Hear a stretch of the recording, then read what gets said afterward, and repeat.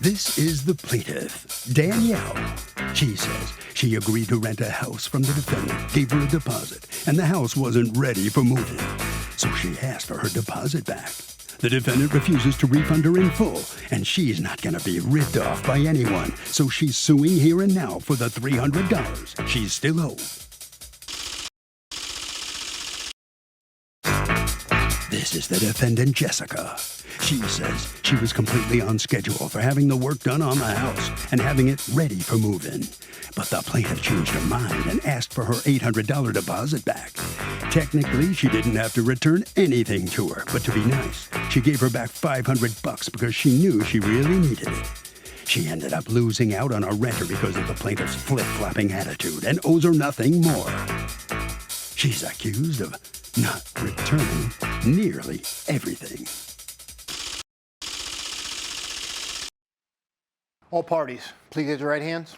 The People's Court is now in session. The Honorable Judge Marilyn Leal is now presiding. Litigants have been sworn, Your Honor. Thank you, Douglas. You're welcome, ma'am. All right, Ms. Danielle, you're walking down the street one day and you see a house you liked. And what attracted you? You saw a for rent sign? Yes, ma'am.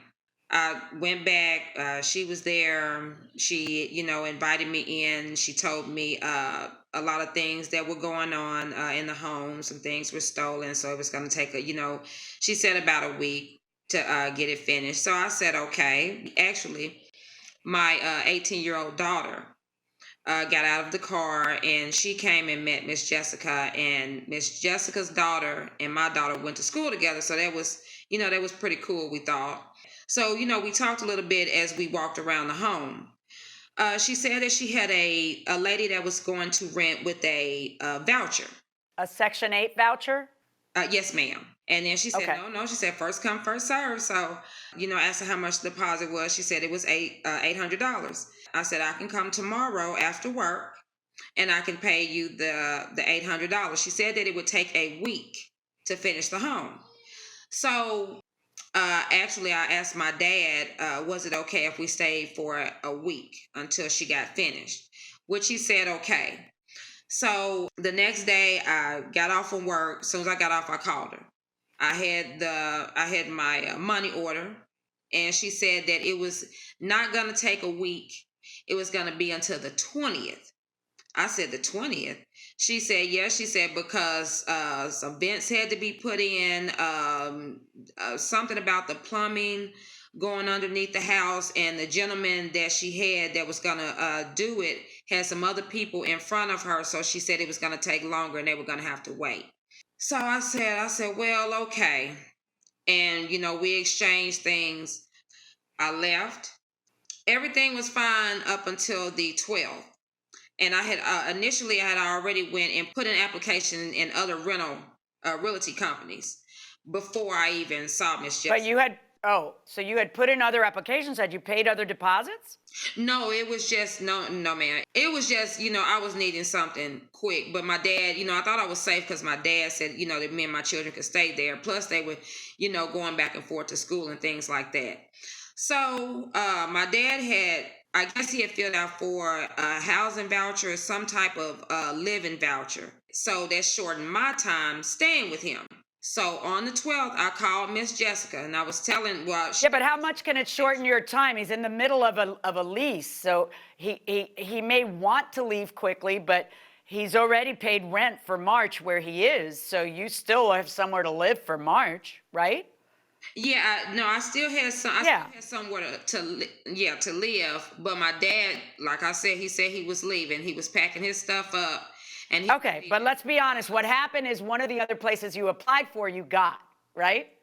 No, they didn't. She didn't call me back, I believe, until like that day before. The lady from the realty company, and she said she had been trying. And said what?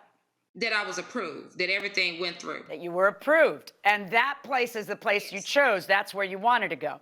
All right. So then you tell Ms. Jessica, give me back my deposit. I didn't say it like that.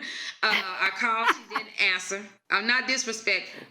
So I told her, I texted and I told her, I thank her for the opportunity, to be able to reside in her home. But, I was approved somewhere else. So me and my children, trying to get them stable and with an address for school. And that's fine. Those may be the best decisions, and you're a great mother, and you made the best decision for yourself and your kids. Why does it have to cost Jessica, though? You ended up, Ms. Jessica, you held that place for her for how long? 2 weeks. And that was the initial agreement that we were going to have that place ready in 2 weeks. She didn't even give me time. She called me a week later stating that she wanted her money back. Did she tell you why? She told me that her dad had got approved for Section 8 voucher and that she wasn't going to be able to stay with him anymore. But like you said, he still had time because he had already paid rent at the place he was living at. You told her you'd have it ready in 2 weeks. Did you tell her that from the beginning, or did you tell her that on the day that she was giving you the deposit? I told her the day that she paid her deposit, and it's also notated that she put in the report. All right. Well, I don't think there's any question that she said, well, okay, and that she was fine with it, because she didn't say, give me back that money I just handed you. Everything was going to be fine. The new and intervening circumstances, the fact that she ends up getting the call for the other apartment. Now, she calls you and she says, I'd like my deposit back. And what do you say to her? I told her, I said, well, Miss Danielle, due to the situation that you told me that has happened, that has nothing to do with me. I said, I done lost out on the tenant. So what I will do is give you $500 of your $800 back. And I cashed that to her. The way that went, she texted me, actually. I want to get it correct because I don't want to say something that she did not say. That's okay. She said, hello, Miss Danielle. Basically, at this time, I am taking a loss because I had a tenant and you stated that you had been approved for another house elsewhere, which is a breach of the verbal agreement. I texted her. And I told her, I said, Miss Jessica, I said, technically the other tenant couldn't get a voucher.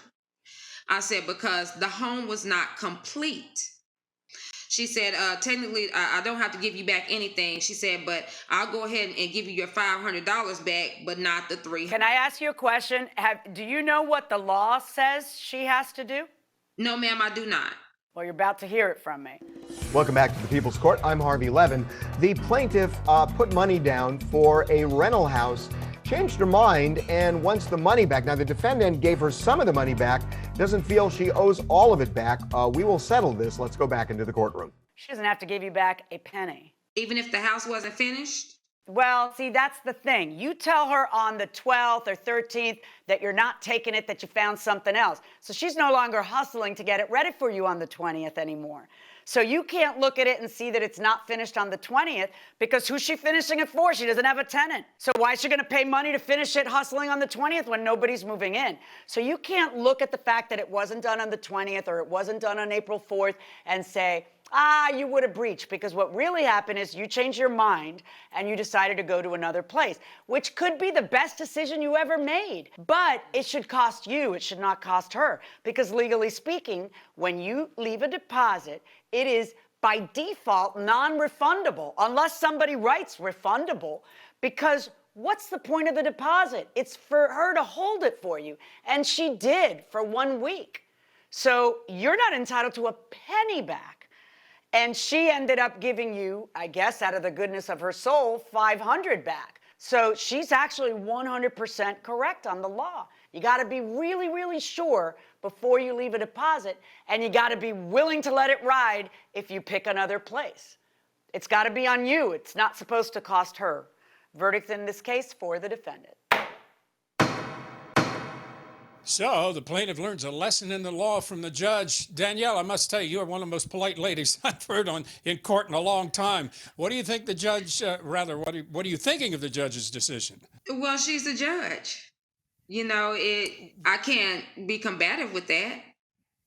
She's with the gavel, not me. Well, what do you think of what she just said? You're not going to get your money. How do you feel about that? Well, you win some, you lose some. The best thing I can say is, may by the grace of God, I wake up in the morning. Well, congratulations. You almost sound like a winner, but you're not. Sorry about that.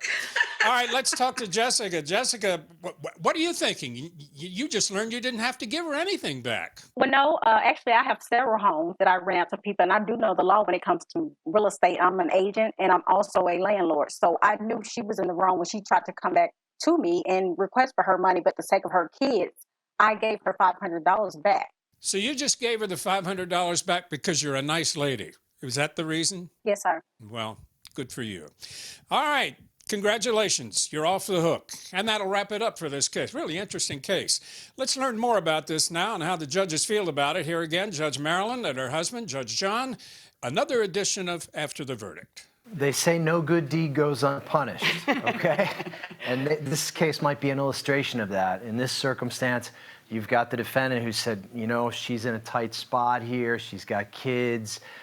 She needs the money desperately, and she gives her back $500 of the $800. But the reality is, especially with leases and apartments, when you give a landlord a deposit, a security deposit, or a deposit to hold an apartment, they take the goods off the shelf, and nobody can see the goods for a while, and they're losing opportunity and time to rent the apartment. Right. So you can't expect that to be refundable. No. But I do have to say, I'd like to be neighbors with either of them because they were both very nice people, and you know, she was very nice to give her back $500 of her own dollars because they belong to her. She knows they belong to her, and she literally gave them back to the plaintiff. So. Nice to see that. I wish we saw it a little more often in litigation. But yes, she kicked back $500, and they both had great attitudes. Yeah.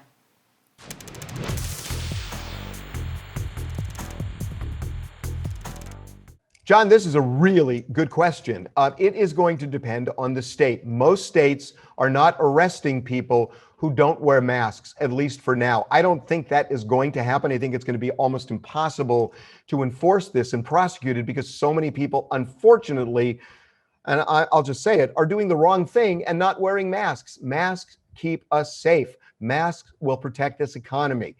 Will they get arrested? Probably not. That will do it for this case. Litigants for the next case on the way into the courtroom right now.